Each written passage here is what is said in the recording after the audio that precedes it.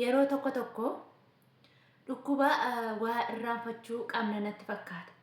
Takka takkaa yeroon taa'een itti yaadu kaddaamama ta'uu kooyyuu of irraanfadheen jechuudha. Keessa ba'ee waanan jechaa ture waanan gochaa ture. Yeroon amma taa'ee yaadda sik jeen taa'ee sagalee koo ol guddisee warri ollaa dhaga'u jechuudha. Sagalee koo ol guddisee taa'een kolfa. Maal kolfita abee maaliif akkas jettaa? Yeroo kaddaamaa taatetti ati maal turte maal balleessite naan jechuu dandeessu. Nagaan isiniif haa ta'u. Hordoftootaaf jaallatamtoota kabajamtoota maamiloota abeeloof egaa waan baay'ee jechuun chaalenjii keessa daddarbe keessaati taa'ee yeroo yaaddadhu jechuudha. Akkuma dhiphachuun jiru bal'achuun jira, akkuma bal'achuun jiru immoo dhiphachuun jira jechuudha. Iddoo tokkotti immoo jechuudha waan nuun ilaalanne keessa beqa xillig jennee lin'a jechuudha. Maal seetanii meelaa godhaa viidiyoo kana jechuudha. Asumaan in kolfiidhaan isinitti darba. Maal seetanii madaamiitti iyyatu dura maal gooti seetanii tallaajaa yookiin immoo firiijii xiqqoo kutaa isheetti gashite. Gaafa isheen kutaa isheetti gashitu mirrrr jedheen itti iyya akkam abbaa ishee kutaa isheetti firiijii gashiti kan jedhee marrarama jechuudha. Akkam abbaa ishee gubbaa teessee qursii nyaatti. Akkam abbaa ishee gubbaatti buna fidinaan jettiin jedha. Kanan jedhu ani waanan argadhe gorora kootti laaffifadhee hojjetadhee galuu miti kanarraa barbaachisu ture. Callee garaa kottan jedha isinitti hin fakkaatiin afaanuma baasiin hin jedha. Leesh jibiin tallaajaa gurfaa. Leesh guuliin jibii akil foog futur foog kaadaa foog ashaa foog leesh anamaa fi insaan akkasuma godha jechuudha.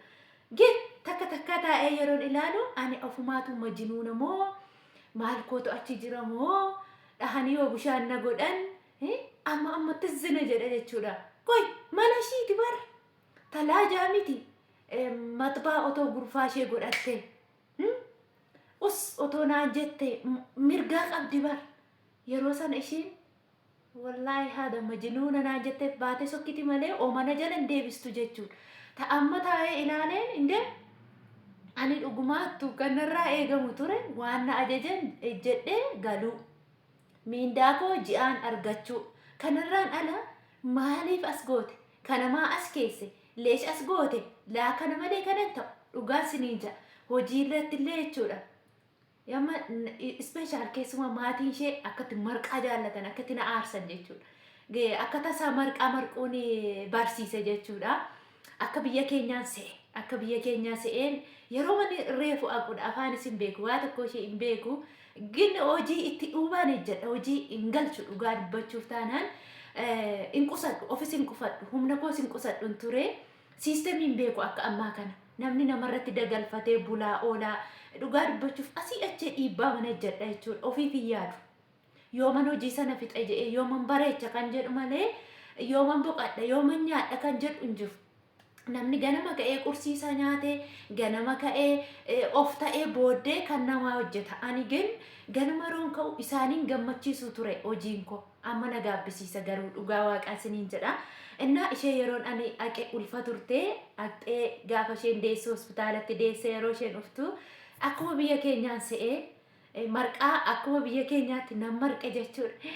Waaw asiidaa heeluu jedhuuni. Inna akkaataa itti nyaata akkaataa marqaa akka keenyumatti marqe gin bareeda marqaa bareedaa jedhanii amma yeroo maatiin isaanii ufanii ruuzii kabsaa kana nan godhaa saloonaa kana nan godhaa dhugaa dubbachuuf waan inni goone hin qabu.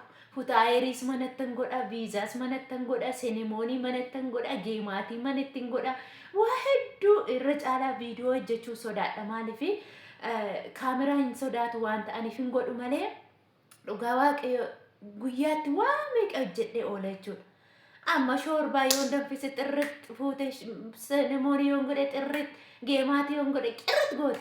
Amma yoo ufan maatiin isaanii ani sukkaaran qaba kabsaa ruuzii nyaadhu. Ani sukkaaran qaba eebii asiidaa sawwiinii asiidaa.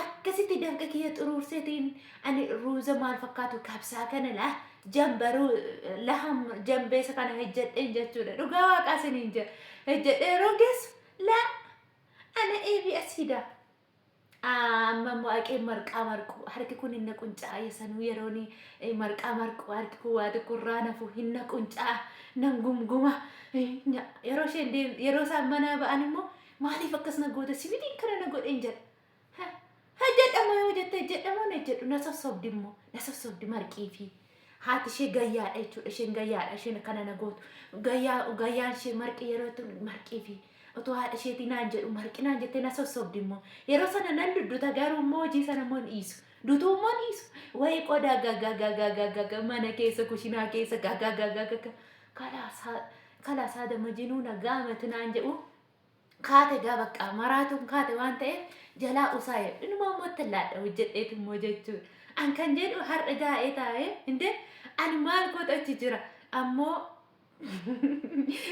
ilmi isaanii tokko jira jechuudha dhugaa waaqaa siniin jaa sinduu ishaa yoon sadii hojjedheetti laal daqiiqaa tokkoon shillitti ishee godhe fiigee dhufa biyyoo haadha keenyaa sinduu ishaan tokko yoo gannaa darbuu dide sadii nyaatti biyyoo haa nyaattu hin jedhe maal laga isheen maalumatu na dhibeeti kananii sadii nyaatee shan nyaatee amma murtadallaan jedhan jira murtadallaan beektu hamma kanaa gaa murtadallaan yeroo fidan murtadallaan sun yeroo maashinii ilaalu maashiniidhaan qulqullina waan hin qabne nyaadhu fiikoo dhugaa waaqaa hin nyaadhu murtadallaadhaa naqqaa naqii kan jedhan sanadhaa hin nyaadhu fiikootiin jechuudha maaliifi gaaf tokko maashinii keessa yeroo ilaalu waan ta'e arge bakka nyaachuu na jibbisiisa jechuudha gin amma dhufu amma ciffatu ka afaaniinis fuudhanii ciffatu irraan eegan qotta jeerra ofii hojjaadhu maaltu irraan eegsise kanan jedhu hafidu abbaa isaaniitu haadha buluusa booyinaan jedhu amma dhufe amma uumen jedhu maa wallolla waa hojii irratti gaaf tokko wallollee hin beeknu amma fixani kaa yeroon jedhee yeroon itti ustaa halekinaan jetti ugaa kiristoosi har'a taa'ee kolfee jechuudha. Takka dhugaa waan baaneef hin beeknu jechuudha. Waan goonuu hin beeknu taa'ee amma naa gale. Ani beeku dirra dhugaa gooftaa akkuma waan mana koo ta'e mana koo miti birrii koo miti nyaachuu isanii gadi galabbaxanii gatanii maal qacaqqacinaan hin jenne isaan maaf umenaan hin jedhan inde ani maaliif umen jedha dhugaa waaqa maaliif uma maaliif akkas ta'a. Ganamaan raramee eddan of aarsi isaanuma akkatti isaanitti jaallatan yeroo ani aaru yeroo ani mirirri jedhu akka isaanitti jaallatan dhugaa waaqa baay'ee jaallatu jechuudha. Har'a taa'ee taniin jechuudha. Har'a ergan keessaa ba'eeti otoo anaati mee akkamii maal nagashe silaawo hojjedhu jedhee fidadhe miti maaliif hojjedhu waan ani jee tole ani otoo muggutiin hin godhu dura yeroon haaraa ture calliseeyyuu nan godha dhugaa callisee hin godha ergan gaafa bilbila harkaan qabadheeti morka malee khalaas ati edda Itoophiyaa galtee deebiteeti naan jetti erga Itoophiyaa galtee deebiteeti nama si gorsetu jira sirrii biteeti naan jetti nu gorsanii biirootti nu waamanii kana malee kana sin ilaallatu kana hojjetta kana tokko yoo si ajajen tokkuma hojjedhu nuun jedhani biiroo waan na ajaje sin qabu biiroo waan an gaafadheef sin qabu maaltu majinuu na godhe bilbila dhugaa waaqa namoota baay'een har'a jechuudha dhaqanii ji'a 2 dhaqanii ji'a 3 toon fixiin wayyoo sagalee naa ta'a maaloo najjeesuuf na maaloo na gochuufi akkasidha bilbila na harkaa fuute maaloodha jedhani har'a taa'ee dhugaa dubbachuu waan bilbilli nama gootu hojiirra baay'ee nama kaachiste jechuudha. Amma bilbilli na bira jiru taanaan hojii isaanii dallani ani hojii hojjedhu otoo isheen har'a bilbila lafa kaa'e naan jettee gatii isheen har'a bilbila lafa kaa'e naan jetteef seeraan hin hojjedhu. Mataaf gurra dhowwee ija dhowwee hojii hojjedha. Bilbila natti laannaanoo asii bilbila akkas gurratti akkanatti qabeen jechuudha. Akkanatti moroqqoo qabeedha. Akkasitti dhugaa waaqayyo akkasumatti nan tolchaa akkasumatti nan bukeessa bilbila boquun akkasumatti oduun inni samii inni eessaa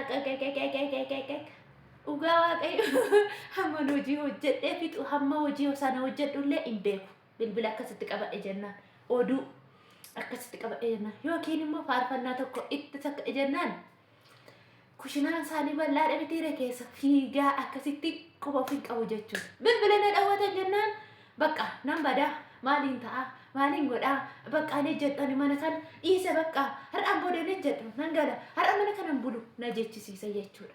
Amma jechuudha otoo afaan kiyya qabii hojjedhu jedhanii hoo anaan dhaqee hoo silaa birrii fi maaf usee birrii koo fudhadhee gara biyya kootti nagaan hin deebi'in. Ispeeshaal baay'een keenya jechuudha sababa bilbilaaf jecha kan hojii keenya dhiisnee hojii keenya diignee karoora waggaa meeqaa hojjechuu qabnu turre kan waggaa 5 waggaa 6 hojjechuu qabnu ji'a 6 otoo hin hojjetiin fashalaa'e. Kuni maali? Gammachuu bilbila nama faana haasa'u yookiin boyfriendii isa jedhan. Boyfriendii ispeeshaal keessumaa boyfriendii. Boyfriendiin koo har'a sa'aatii meeqatti dhufa? Isa gaggeessuuf jecha madaamii wajjin wal dhabuu. Isa baana sana irraanfachuu. Eessa akka jirru dagachuu.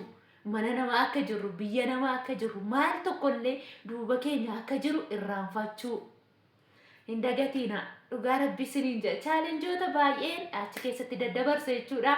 Tokko tokkoon isinii haasa waanan tolche waanan balleesse waanan muudatame tokko tokkoon isinii haasa kana booda jechuudha ani madaamiidha waanan ta'eef yaa hin dhoksu wantoota darbaniidha waan ta'eef tokko madaamii ta'eera hin jedha madaamii ta'een jira waanan ta'eef kalaas kana booda akka madaamiitti shirbitannee taa'ee oduu kiyya akkasitti buna kiyya qas gochaa oduu kiyya qin gochuu kalaas maasalaama hin jiru akka dura na'am madaam طيب أنا هيجي أصبري ماما إن شاء الله يجي أبشري ما في خلاص انجرو جتورا كان أبيو بالبلاد جتني مدامي وجني ولين أبينا أن بالبلاد جت باي إلولان ترى جتورا هذا راجع سني سنين جرا gaafa biyyatti deebitan akkuma koo kana teessanii okay haasaa maal singarshe dhugaa rabbi viidiyoo kana laayikii godha viidiyoo biraa walitti deebina maa salaama